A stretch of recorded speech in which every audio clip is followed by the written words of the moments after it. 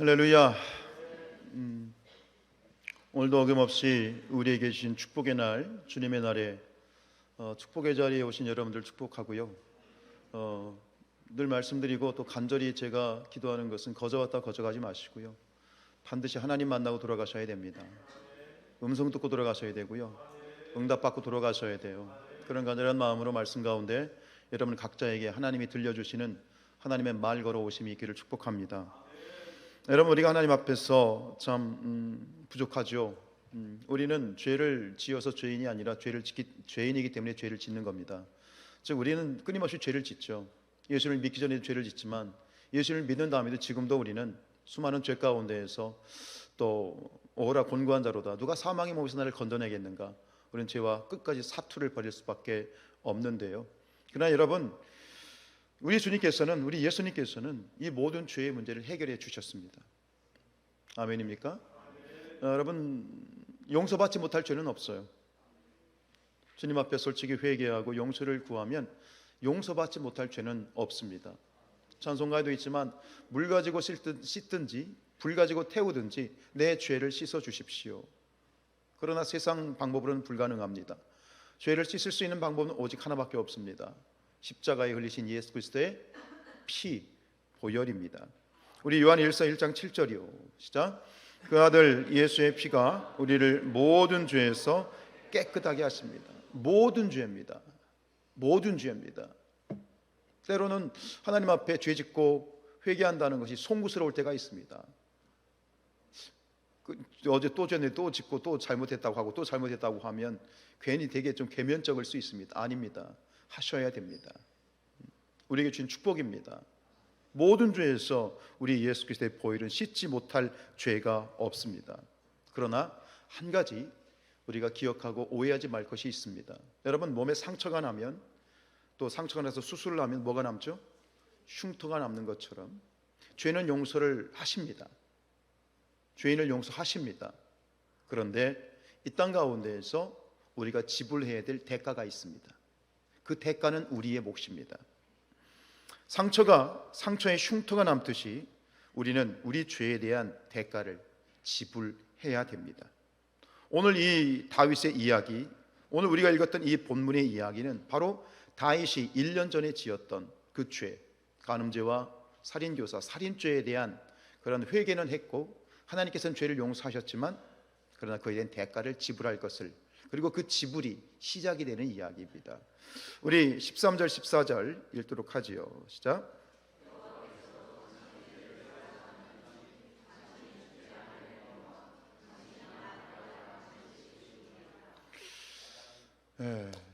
당신의 죄를 사하셨으나, 용서하신 겁니다. 죄는 용서를 받았습니다. 사하심을 받았습니다. 그러나 보십시오, 당신이 낳은 아이는 반드시 죽으리라. 이것이 죄에 대한 대가 지불입니다. 옛날에 나왔던 영화 혹시 보신 분들 계시죠? 밀양. 보신 분들 계세요?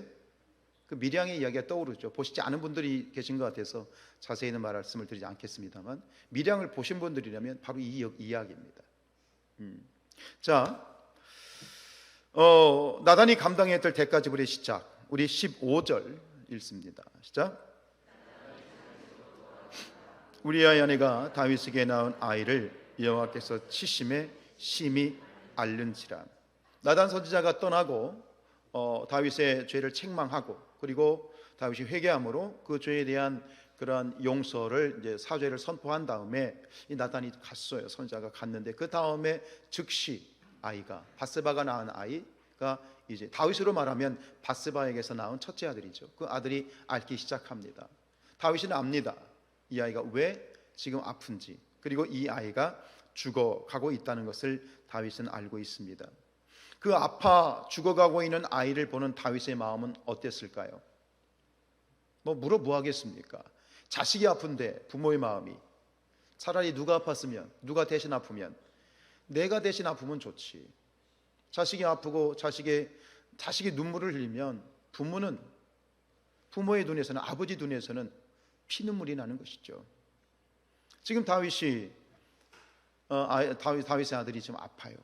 근데 아픈데 누구 때문에 아픈 거예요? 누구 때문에 아픈 거예요? 나 때문에 아픈 거예요. 그리고 이 아이는 분명히 하나님이 죽이실 거라고 말씀하셨어요. 여러분, 우리 인간에 대한, 사람에 대한 불편한 진실을 한 가지 말씀드리죠. 사람은 좋은 말로 말하면 안 들어요. 어떻게 생각하십니까? 사람은 좋은 말로 하면 말 안 들어요. 그래, 뭐 해야 돼요? 따끔한 맛을 봐야 돼요. 참, 왜 그럴까요? 그게 인간의 죄성이거든요. 제가 이제 어릴 때, 오늘도 우리 일부의 그 조이엔 이름이 개명이 됐어요. 정연이에요. 정연. 우리 이정현 성도가 지금 아이를 낳아서 3개월, 셋째. 아린이? 아람이? 아인이 데리고 왔어요. 그래서 제가 이제 첫째 이제 아이를 낳고 기르는데, 아이 기를 때 애들이 한참 막 기어다니고 걸어다니고 막 할 때 부모 말 잘 듣죠? 엄마 아빠 말 잘 듣죠? 잘 들었나 보다, 그죠? 여러분 자식들은 그 조그만 게 뭘 한다고 징그럽게 말을 안 듣잖아요, 그죠? 그래가지고 시뻘겋게 지금 달아오른 다리미에다가 손을 대고, 지금 뭐 뜨거운 냄비에다가 손을 대고, 칼이 있는데 칼 막 덥석덥석 잡으려고 그러고 그러잖아요. 그럼 부모가 막 안 돼, 뗐지? 그래요. 그럼 안 돼, 뗐지? 하면 그 다음부터는 절대 손을 안 대죠. 아멘이죠? 오늘 제 설교 듣기 싫은가 보죠? 계속 손을 대요. 그러다가 진짜 위험한 일도 당하고 그러잖아요. 그러니까 그때 이제 주변의 어른들이 그러한 충고를 해주시다고요. 애들에게 따끔한 맛을 보여주래요. 따끔한 맛을. 그래서 그 따끔한 맛을 보여주는 방법이 뭐냐면 촛농을 떨어뜨리라고 하더라고요. 촛농 떨어뜨려 보신 분 계세요? 그래서 아이가 이렇게 손을 대려고 막 다가오면 말하지 말래. 그냥 촉 켜가지고 촛농을 아이 손등에 딱 떨어뜨리래. 뜨거워! 깜짝 놀라지. 근데 이 촛농 효과가 왜 그러냐면 흉터가 안 생겨. 흉터가 안 생기면서 효과가 직방이야. 촛농 효과예요. 이게 뭐예요? 여러분, 아무리 아이가 기어다니고 걸어다니고 아무리 그래도요, 말 징그럽게 안 들어요. 그럼 좀 나이가 들고 크면 말 듣나요? 여전히 징그럽게 말 안 듣죠. 왜 그럴까요? 그게 인간이에요. 인간이라는 존재는 원래부터 그런 거예요. 그렇게 말을 안 들어요. 여러분, 이 사실에 대해서 우리가 인정할 수 있어요. 사람의 죄성이라고 하는 것은 정말 물로 씻어도 안 되고 불로 태워도 안 돼요. 또 락스와 같은 엄청난 그런 그 표백제로 죄를 씻어내려고 해도 죄가 씻겨요, 안 씻겨요? 안 씻겨요. 그래서 오죽했으면 뭐라고 얘기합니까? 죄는 장아찌와 같다. 아무리 해도 안 돼요. 그게 바로 우리 인간이에요. 여러분, 이 부분이 여러분들이 인정이 돼야 됩니다. 우리는 이런 죄성을 가진 본질적으로 죄의 장아찌이다. 우리 인간은 본질적으로 죄의 장아찌이다. 인정이 되십니까? 인정하십니까? 이게 왜 중요하냐면 이것이 인정이 돼야 우리가 올바른 신앙의 길로 갈 수 있어요. 즉 내가 인간의 죄성과 나의 죄성에 대해서 그것이 실제적으로 인정이 되고 받아들여져야만, 그래야만 그것이 구원의 문과 같은 거예요. 그래야 신앙이 정상적인 궤도에 오르는 거예요. 아무리 신앙이 30년 40년 하고 내가 목사가 되고 장로가 되고 뭐 직분이 있어도요, 어떤 일들을 해도요, 내가 죄인이고 내가 죄의 장아찌라고 하는 이 사실을 내가 인정하지 못하고 실제가 되지 않으면 그것은 신앙생활이 아니에요. 진짜 그리스도인은 여기서 시작되는 거예요. 나는 죄의 장아찌이다. 나는 구제불능이다. 라는 이 고백과, 그리고 그것이 실제되어질 때 그때 바로 진정한 그리스도인이 될 수 있는 거예요. 여러분, 이 다윗이 며칠 동안 금식하며 기도하죠? 7일 동안 금식하며 기도합니다. 저는 이런 생각이 들었어요. 하나님이 분명히 데려가신다고 말씀하셨죠? 그렇죠? 아들은 죽는다고 말씀하셨죠? 그럼 즉시 하나님이 생명을 거둬가실 수 있어요. 근데 왜 하나님은 일주일 동안 그 아이를 그냥 앓는 상태로, 시름 앓는 상태로 왜 일주일을 기다리셨을까? 왜 일주일이 가게 하셨을까? 이게 묵상이 되더라고요. 누구를 위해서 그랬을까요? 다윗입니다. 다윗을 위해서 그래요. 왜 그럴까요? 그 일주일 동안 다윗의 마음이 아파요. 쓰라려요. 아려요. 누구 때문에? 이 아이가 누구 때문에 지금 저래요? 나 때문에. 결국 이 일주일 동안 다윗은 자기가 지른 죄에 대한 대가가, 그 죄의 고통을 뼛속까지 느끼는 거야. 일주일 동안 자신이 저지른 죄에 대한 대가가, 그 죄의 고통이 자신에게 실제가 되는 거예요. 나는 죄인입니다. 우리 얼마든지 고백하죠.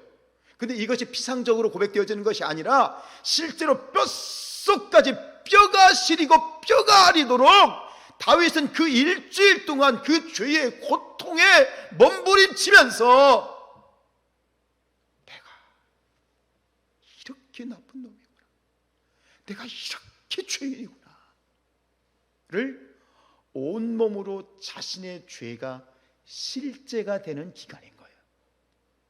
왜 그럴까요? 그래야 뭐가 실제가 돼요? 하나님의 사랑과 은혜가 실제가 되는 거예요. 다 이유가 있는 거예요. 그래서 죄가 더한 곳에 로마서 5장 20절에 보면 죄가 더한 곳에 은혜가 더하다. 이것은 죄를 많이 지으란 얘기가 아니에요. 죄를 많이 지으면 은혜를 받는다는 얘기가 아니라 죄가 나에게 실제가 될 때 그때 비로소 하나님의 은혜가 실제가 되는 거예요. 입술로만 은혜, 입술로만 그런 이 은혜를 찬양하는 것이 아니라 내 뼛속까지 하나님의 은혜가 스며들기 위해서는 그 첫째 관문이 뭐냐면 나의 죄됨이 뼛속까지 느껴져야 돼. 이게 안 되면 은혜의 깊이가 달라요. 내 죄가 느껴지고 내 죄가 느껴지는 만큼 그만큼 은혜가 깊은 거예요. 그런데 피상적으로 우린 죄인이죠, 우린 나쁜 놈이죠, 다 똑같죠, 이렇게 되면 내 죄성에 대한 인식이 이러면 은혜도 그만큼밖에 안 되는 거예요. 그러니까 나의 죄됨에 대해서, 나의 인간의 죄성에 대해서 내가 깊이 묵상하고 내 것으로 실제화시키는 것이 얼마나 중요한지 몰라요. 그 일주일 동안 다윗은 그 자신의 죄에 대한 통감함이 확 깊어지면서 결국은 마지막에 엄청난 은혜의 그런 고백을 하고 있는 것이죠. 우리 16절 읽겠습니다. 시작. 다윗이 그 아이를 위하여 하나님께 간구하되 다윗이 금식하고 안에 들어가서 밤새도록 땅에 엎드렸습니다. 이제 아이가 아직 살아 있습니다. 기회가 있는 거죠. 다윗은 기도합니다. 기도하는데 철야 기도합니다. 밤새 기도합니다. 거기다가 무슨 기도합니까? 금식 기도합니다. 식음을 전폐하고 기도하게 됩니다. 근데 여기 보면 여러분, 일반적인 상황에서 내 아이가, 내 새끼가 아파요, 병이 들었어요. 그럼 어떻게 하시겠어요? 여러분들 어떻게 해야 돼요? 애가 아파요. 그럼 어떻게 해야 돼요? 오늘 제 설교를 진짜 듣기 싫으신가 보다. 애가 아파요. 어떻게 해야 돼요? 병원 데려가야죠. 병원 데려가야죠. 안 되면 약국에서 약이라도 사다 먹여야죠. 그런데 오늘 저는 이 말씀을 보면서 또 의아한 겁니다. 애가 아파요. 어쨌든 살리겠다는 거 아니에요, 그죠? 살리겠다 그러면 의사를 불러야 될 거 아니에요, 그지? 의사가 있어요, 없어요? 있는 정도가 아니지, 어의가 있어. 국가 최고의 의사가 있고 약재료도 최고급이야. 얼마든지 의사를 부를 수 있어요. 근데 다윗은 그렇게 하지 않아요. 못한 것이 아니에요. 그렇게 안 한 거예요. 왜죠? 이 아이가 지금 아파서 죽어가는 것은 질병의 문제가 아니에요. 누구 때문에? 나 때문에, 나의 죄 때문이에요. 그래 결국은 이 자신의 죄 때문에 징계로 아이가 지금 죽어가고 있기 때문에 이 문제를 해결해 주실 수 있는 분은 세상에 의사는 없어요. 오직 한 분밖에 없어요. 누구요? 하나님밖에 없어요. 그러니까 뭐 하는 거예요? 기도하는 거예요. 의사가 중요한 게 아니에요. 지금 하나님께 기도하는 거예요. 자신의 최선을 다합니다. 할 수 있는 최선을 다해서 기도합니다. 금식합니다.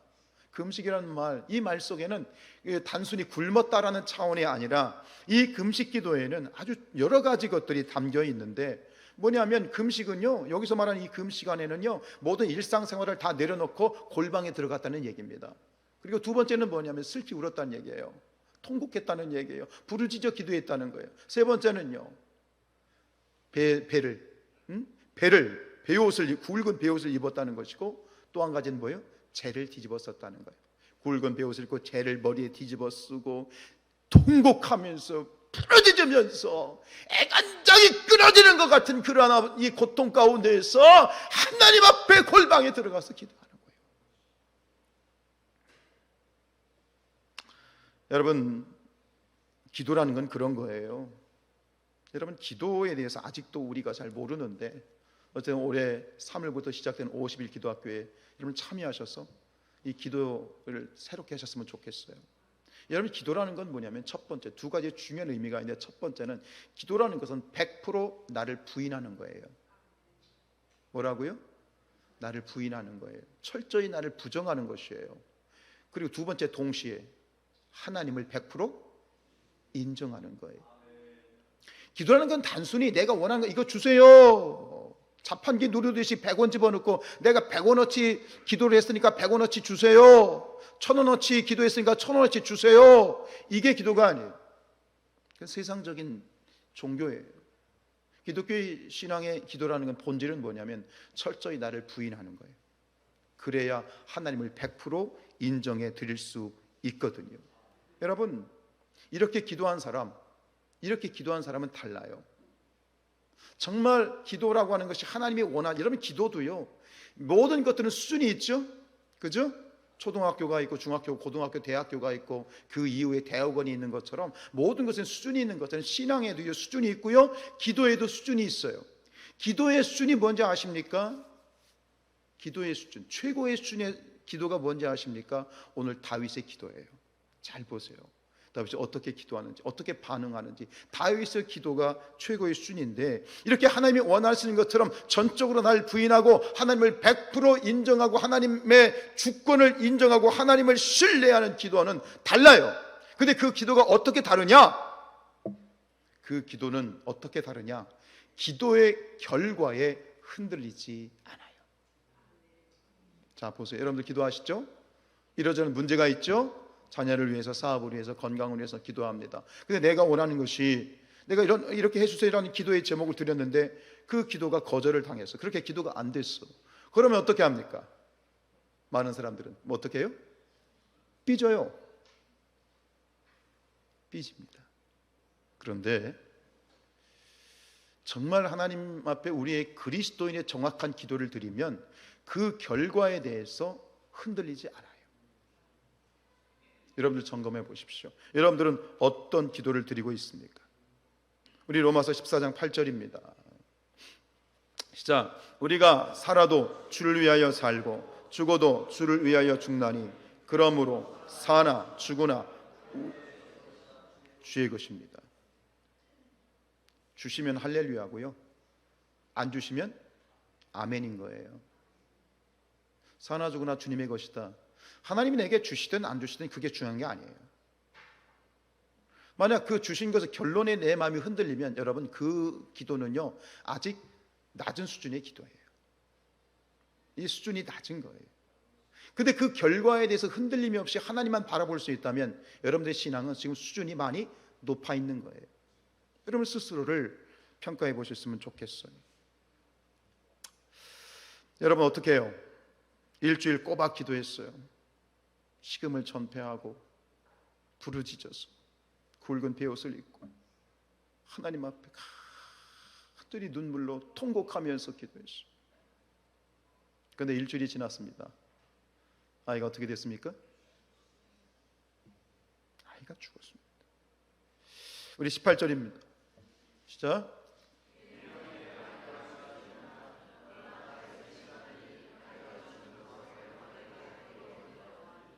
이는 그들이 말하기를 아이가 살았을 때에 우리가 그에게 말하여도 왕이 그 말을 듣지 아니하셨나니 어떻게 그 아이가 죽은 것을 그에게 아뢰 수 있으랴. 마음이 상심하시로다 함이라. 여러분, 오늘 우리는 이 다윗의 그 기도의 수준을 보면서 그와 비교되는, 대조가 되는 그러한 또 기도자들이 나옵니다. 그게 누굴까요? 신하들의 모습. 근데 그 신하들의 모습이 누구의 모습일까요? 우리의 모습이에요. 자, 아이가 죽었어요. 일주일 만에. 결국은 이 일주일 동안 식음을 전폐해서 전심을 하나님께 기도했는데 아이가 죽어서 무슨 얘기예요? 다윗의 기도가 응답을 못 받은 거죠. 그러니까 이 아이의 죽음에 대해서 정말 더 당황스러워하는 사람은 누구야? 신하들이에요. 어쩔 줄 몰라 합니다. 왜? 왕이 지금 일주일 동안 살려달라고 하나님 앞에 기도하는 걸 아는데, 그런데 그 기도했는데 아이가 죽었어.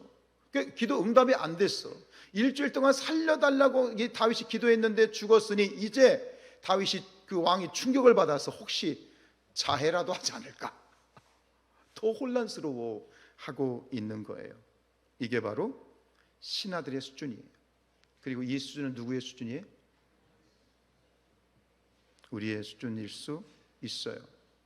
여러분, 우리의 수준이, 믿음의 수준이, 기도의 수준이 레벨업이 되기를 원합니다. 성숙하기를 원합니다.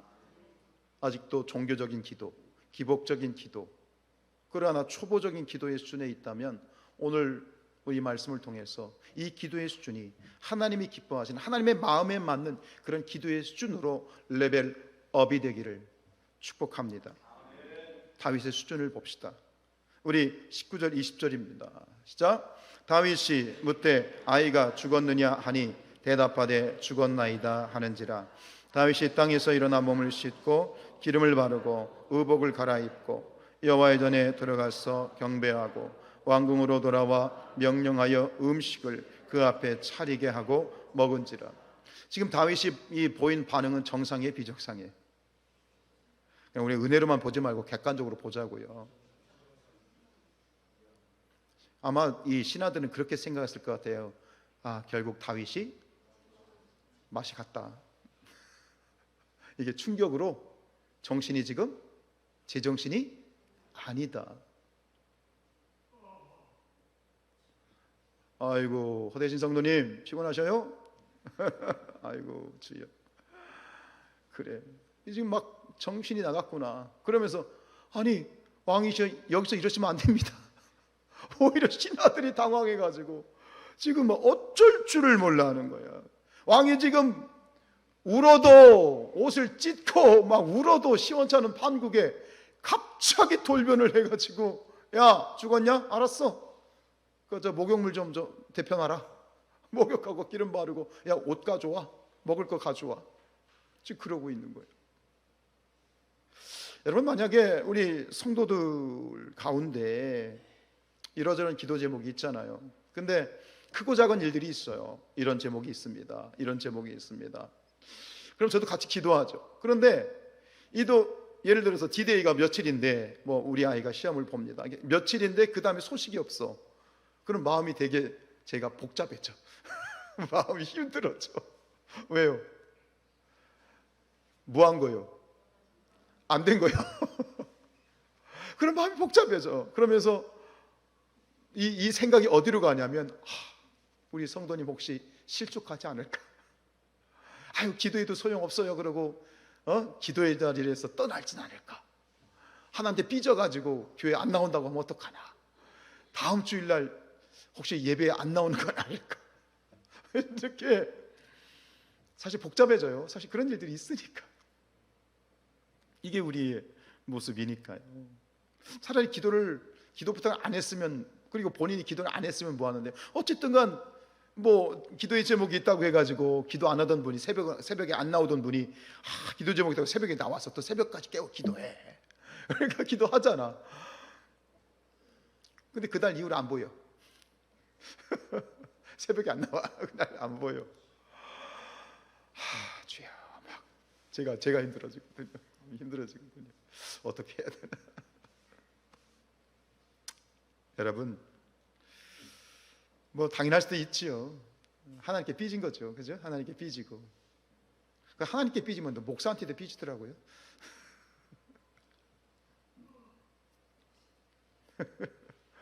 아이고 입이 찢어지겠다.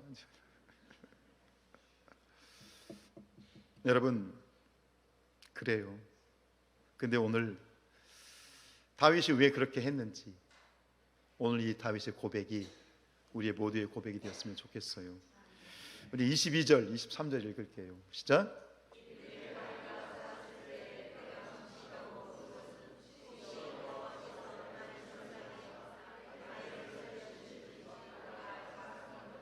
혹시나 하나님이 살려주지 않을까 기도했다. 혹시나 해서 기도했다. 23절 시작. 지금은 죽었으니 내가 어찌 금식하랴. 내가 다시 돌아오게 할 수 있느냐. 나는 그에게 가려니와 그는 내게로 돌아오지 아니하리라. 여러분 이 마음이, 다윗의 마음이 느껴지십니까? 그런데 이것이 그냥 그렇구나 이해는 되는 차원이 아니라 이것이 저와 여러분에게 실제가 되기를 원합니다. 실제가 되기를 원합니다. 다윗은 할 수 있는 최선을 다했습니다. 근데 하나님이 데려가신 겁니다. 다윗은 오케이, 하나님이 데려가셨으면 데려가신 것이다. 수용하고 인정합니다. 하나님이 살려주셨으면 할렐루야이지만 하나님이 데려가셨으니 하나님의 뜻이다. 나는 거기에 토를 달지 않겠다. 그것에 흔들리지 않겠다. 사는 것도 하나님의 뜻이고 죽는 것도 하나님의 뜻이다. 이것이 바로 다윗의 수준이고 우리의 수준이 되기를 원합니다. 그런데 생각해 보세요. 다윗이 이렇게 쿨하게 행동한다고 해서 다윗의 마음도 쿨할까요? 다윗의 마음도 먼지 툭툭 떨어보듯이 두부 자르듯이 그 마음도 편할까요? 그럴 수 없지요. 어떻게 아버지가 그럴 수 있어요? 지금 죽은 아이를 어디다 묻어버렸는데, 가슴에 묻어버렸는데, 아이가 앓을 때는 쓰리고 아르고 상처난 것처럼 아팠는데 아이가 죽고 나면 그 상처가 봉합이 되는 게 아니라 그 상처에 소금을 뿌리는 거지. 얼마나 아프고 쓰리고 아리고 고통스럽고 얼마나 죽고 싶었을 거예요. 그런데 어떻게 다윗이 이렇게 고백할 수 있었을까요? 그것은 바로 다윗이 7일 동안 기도하였기 때문이에요. 이 하나님 말씀드린 것처럼 그냥 아이를 걷어가실 수 있었지만 7일 동안 기도하게 하셨거든요. 그 아이 때문에 일단은 다윗이 기도의 자리를 회복했고요. 그죠? 그 사건 때문에 기도의 자리를 회복한 것이 축복이고요, 은혜이고요. 두 번째는 뭐냐면 그 자리에서 다윗은 철저하게 나는 아무것도 아닙니다. 내가 아무것도 아니면 내 자식도 아무것도 아닌 것이고 하나님이 전부이십니다. 하나님이 나와 함께 하시지 않으면 나는 아무것도 아닙니다. 제 인생에 수많은 권력과 수많은 부와 수많은 것들이 있지만 하나님이 계시지 않으면 나는 아무것도 아닙니다. 이것이 입 바른 소리가 아니라 그 죄로 말미암아 죽어가는 아들을 보는 그 고통, 죄의 고통이 실제가 되면서, 죄의 고통이 실제가 되면서 동시에 무엇이 실제가 되냐면 하나님의 사랑과 하나님의 존재와 하나님의 은혜가 내 실제가 되는 거예요. 입 바른 소리가 아니에요. 하나님 당신이 안 계시면 나는 아무것도 아니에요.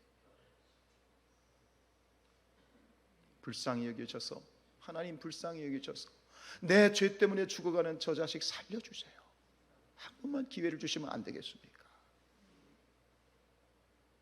이 7일간의 기도는 결국 그의 고통이 은혜로 바뀌는, 피상적인 입 바른 소리가 뼛속까지 실제가 되는 정말 놀라운 기간이었다는 거예요. 기도죠. 기도가 답이에요. 아들이 죽었어요. 여러분 가끔 하나님께 서운하실 때 있으시죠? 여러분 사람에게 삐지면 어떡하죠? 쳐다봅니까? 등을 돌립니까? 여러분들 쳐다보시는구나. 빤히 누가 이기나 보자 그러고 이렇게 삐지면 등 돌려요. 쳐다봐요. 어려운 질문을 했군요, 제가. 삐지면 등 돌려요. 그런데 다윗을 보세요. 어떡하죠? 목욕을 하고 기름을 바르고 새 옷을 입고 그 다음에 어떻게 합니까? 밥을 먹기 전에 아주 중요한 행동을 합니다. 하나님 앞에 나아갑니다. 하나님께 나가서 어떻게 해요? 경배합니다. 여러분, 경배가 뭐죠? 단순히 예배했다는 얘기가 아닙니다. 경배는 행위를 말하는 겁니다. 배자가 무슨 배자예요? 절할 배자예요. 하나님 앞에 엎드려서 넙죽 엎드려서 하나님 앞에 바닥에다가 배를 깔고 하나님께 인정하는 겁니다. 하나님, 나는 주님의 것입니다. 내 삶은 주님의 것입니다. 내 아들도 주님의 것입니다. 주님이 데려가셨으니 하나님, 이 땅 가운데 1년 동안 저에게 주신 거 감사하고 내 삶은 주님의 것이니 주님의 뜻대로 살겠습니다. 엎드려 항복한 겁니다. 우리 8절, 14장 8절 1절 시작. 그러므로 사나 죽으나 우리가 주님의 것입니다. 이것이, 이 고백이 저와 여러분의 삶 가운데 실제가 될 수 있기를 축복합니다. 마지막으로 한 가지 더 주목하고 싶은 것은 하나님의 마음입니다. 하나님이 이 모든 과정을 다 지켜보고 내려다보고 계셨죠. 아이가 죽어가고 다윗이 신음하며 고통스러워할 때 하나님 아버지가 그걸 보시면서 어떤 마음이셨을까요? 아이고 요놈 그거 봐라, 내 말 안 듣더니 잘됐다, 깨소금이다, 너 한번 혼나봐라, 그러셨을까요? 아버지가 그러셨을까요? 지금 다윗의 마음이 찢어지는 것처럼 아파요. 상처에 소금 뿌린 것처럼 아파요. 그런데 아셔야 될 것이 있어요. 그 순간에 아버지 하나님의 마음은 다윗보다 더 아파요. 여러분, 하나님이 다윗을 사랑하세요, 안 하세요? 모르시겠어요? 다윗을 사랑해요, 안 해요? 얼마만큼요? 무지무지하게 사랑하죠. 그럼 다윗이 아들 살려달라고 할 때 하나님이 그 아들을 살려주고 싶으실까요, 안 하실까요? 예? 성경은 말하잖아요. 악한 자라도 자식에게 좋은 것을 줄 줄 알아요. 우리 좋으신 하나님이 제발 아들 살려달라는데 다윗이 그렇게 기도하는데 살려주고 싶을까요, 아닐까요? 살려주고 싶어요. 하나님도 살려주고 싶어요. 그런데 그럴 수 없어요. 그러고 싶은데 그러면 안 돼요. 누구를 위해서? 다윗을 위해서. 주고 싶은데 줄 수 없어요. 여러분, 부모된 우리가 그럴 때 있죠. 해주고 싶죠. 그런데 그렇게 하면 안 되는 경우가 있어요, 없어요? 있어요. 여러분, 받지 못한 자식이 부모에게 요구했을 때 부모에게 받지 못하면 서운하지만 그 자식의 서운함보다 더 힘든 것은 바로 주지 않는 부모의 마음이에요. 왜요? 왜죠? 여러분, 왜 자식에게 왜 달라는데 왜 안 줘요? 줄 수 있는데 왜 안 줘요? 왜죠? 자식을 위해서. 사랑하니까. 오늘 여기서 우리가 주목해야 될 것은 아버지 하나님의 마음이에요. 우리 히브리서 12장 8절입니다. 진짜 징계는 다 받는 것이거늘 너에게 없으면 사생자요 친아들이 아니니라. 결국 오늘 이 이야기는 솔로몬의 탄생 이야기로 끝납니다. 결국 밧세바에게 아들을 주셨어요. 근데 이 솔로몬의 이름이 뭐죠? 뜻이 뭐죠? 솔로몬의 이름은 평화입니다. 그런데 하나님께서는 이 솔로몬을 다른 이름으로 부르십니다.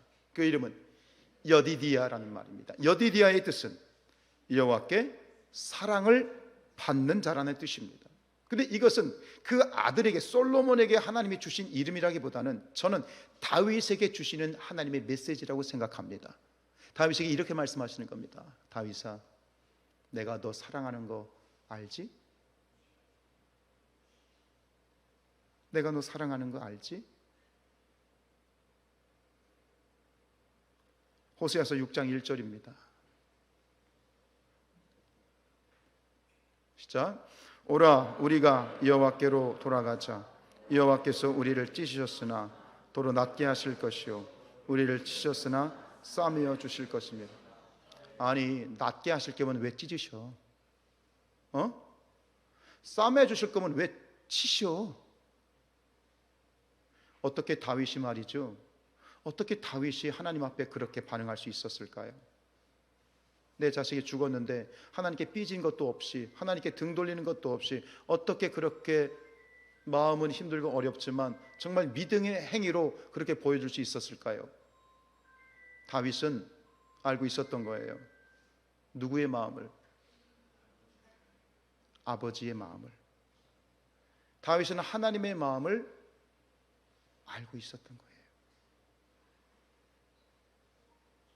여러분, 우리 신앙생활이 정말 아름답게 풍성하게 새로운 차원으로 레벨업이 되기 위해서는 이 과정이 필요한 것이 무엇이냐면, 하나님의 마음에 내 마음이 잇대어질 때, 즉 하나님의 마음이 읽혀지고 아버지 하나님의 마음이 느껴질 때 눈이 열리고요, 신앙생활의 차원이 달라져요. 전 여러분에게 도전드리고 싶어요. 아버지의 마음을 묵상해 보세요. 자식을 향하는 아버지의 마음. 저도 말씀 묵상하면서 옛날에 하나님께 서운했던 일들이 떠오르더라고요. 나는 정말 죽겠는데, 힘들어 죽겠는데 아무리 기도해도 하나님이 뭔가를 이렇게 열어주시지 않는 거야. 다른 사람들이 보면 열등감이 생기고 똑같이 목회하고 뭔가 열심히 하겠다는데 왜 이 길이 안 열리고 문이 안 열리고, 도대체 하나님 도대체 뭐냐고 떼뿌리고 하나님께 땡깡 놓았던 모습이 생각나서 하나님께 서운하고 하나님이 밉고 다 때리치고 싶다는 그런 하나님께 땡깡을 부리기도 했는데, 하나님 오늘 저에게 주신 도전은 그래요. 네가 내 마음을 알았으면 좋겠다. 아버지의 마음. 우리 사랑하는 성산의 가족들이요, 아버지 하나님의 그 마음, 그 아픈 마음에 우리의 마음이 잇대어져서 그 안에서 새로운 기도와 신앙의 문이 열려질 수 있기를 주님의 이름으로